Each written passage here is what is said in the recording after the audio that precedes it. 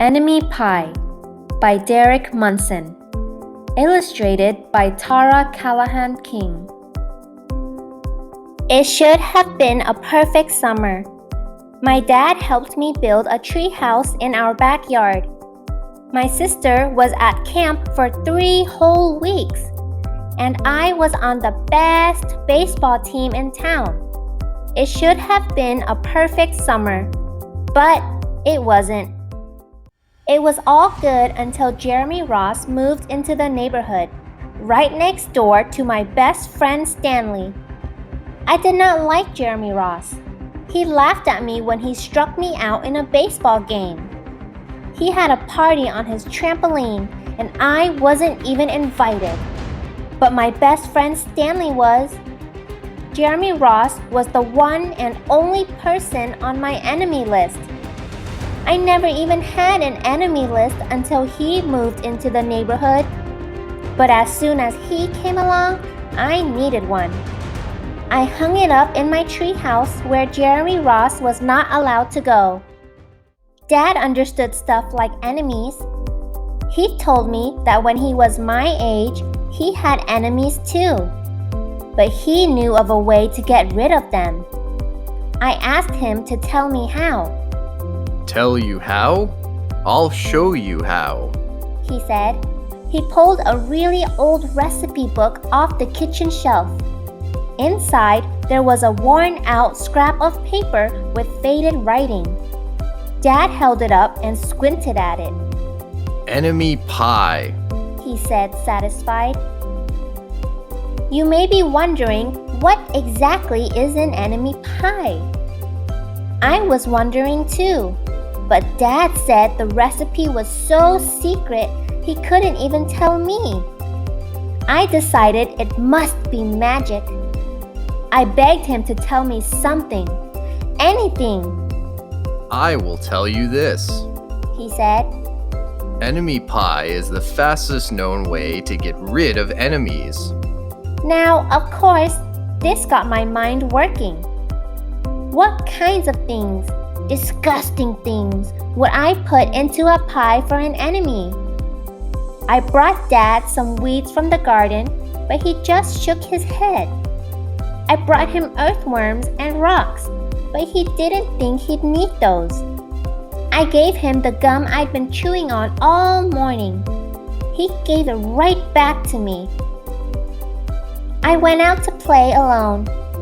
I shot baskets until the ball got stuck on the roof. I threw a boomerang that never came back to me. And all the while, I listened to the sounds of my dad, chopping and stirring and blending the ingredients of enemy pie.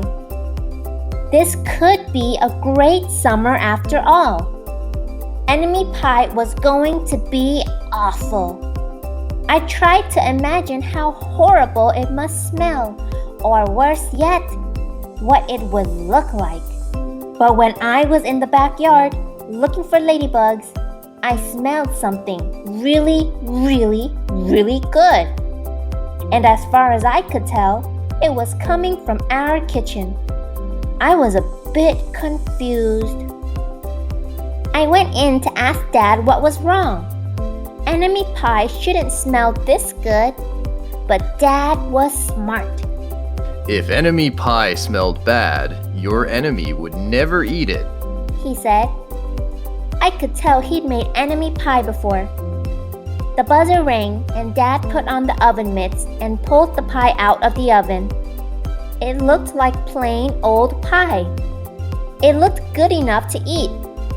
I was catching on. But still, I wasn't really sure how this enemy pie worked. What exactly did it do to enemies? Maybe it made their hair fall out, or their breath stinky. Maybe it made bullies cry. I asked Dad, but he was no help. He wouldn't tell me a thing. But while the pie cooled, he filled me in on my job. He talked quietly. There is one part of enemy pie that I can't do. In order for it to work, you need to spend a day with your enemy. Even worse, you have to be nice to him. It's not easy, but that's the only way that enemy pie can work. Are you sure you want to go through with this? Of course I was. It sounded horrible. It was scary, but it was worth a try. All I had to do was spend one day with Jeremy Ross. Then he'd be out of my hair for the rest of my life. I rode my bike to his house and knocked on the door. When Jeremy opened the door, he seemed surprised. He stood on the other side of the screen door and looked at me, waiting for me to say something. I was nervous. "Can you play?" I asked. He looked confused. "I'll go ask my mom," he said. He came back with his shoes in his hand. His mom walked around the corner to say hello. "You boys stay out of trouble," she said, smiling.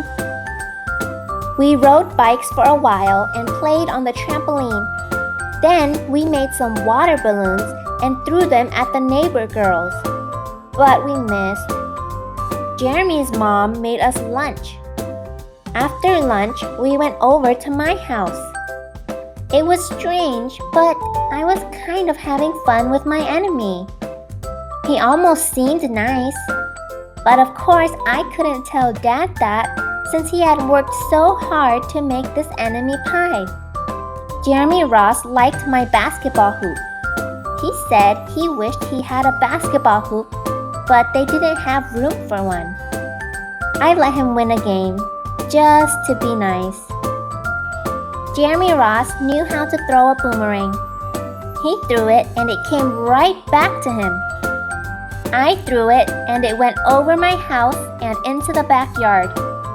When we climbed over the fence to find it, the first thing Jeremy noticed was my treehouse. My treehouse was my treehouse. I was the boss. If my sister wanted in, I didn't have to let her. If my dad wanted in, I didn't have to let him. And if Jeremy wanted in, "Can we go in it?" he asked. I knew he was going to ask me that, but he was the top person, the only person on my enemy list. And enemies aren't allowed in my treehouse. But he did teach me how to throw a boomerang, and he did have me over for lunch, and he did let me play on his trampoline. He wasn't being a very good enemy. "Okay," I said, "but hold on."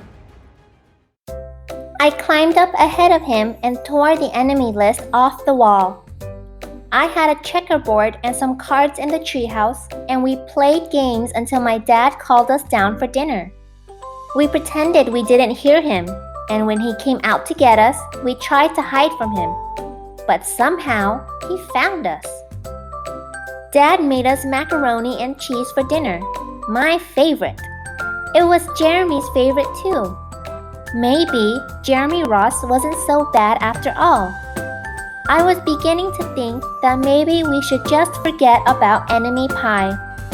But sure enough, after dinner, Dad brought out the pie. I watched as he cut the pie into 8 thick slices. "Dad," I said, "it sure is nice having a new friend in the neighborhood." I was trying to get his attention and trying to tell him that Jeremy Ross was no longer my enemy. But Dad only smiled and nodded. I think he thought I was just pretending. Dad dished up 3 plates side by side with big pieces of pie and giant scoops of ice cream. He passed one to me and one to Jeremy. "Wow," Jeremy said, looking at the pie. "My dad never makes pies like this." It was at this point that I panicked. I didn't want Jeremy to eat enemy pie. He was my friend. I couldn't let him eat it.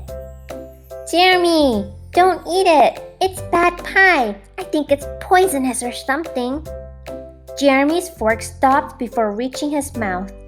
He crumpled his eyebrows and looked at me funny. I felt relieved. I had saved his life. I was a hero. If it's so bad, Jeremy asked. then why has your dad already eaten half of it? I turned to look at my dad. Sure enough, he was eating enemy pie.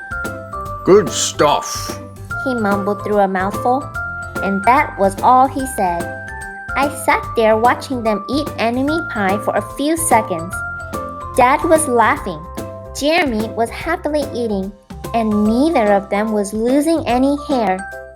It seemed safe enough, so I took a tiny taste. Enemy pie was delicious.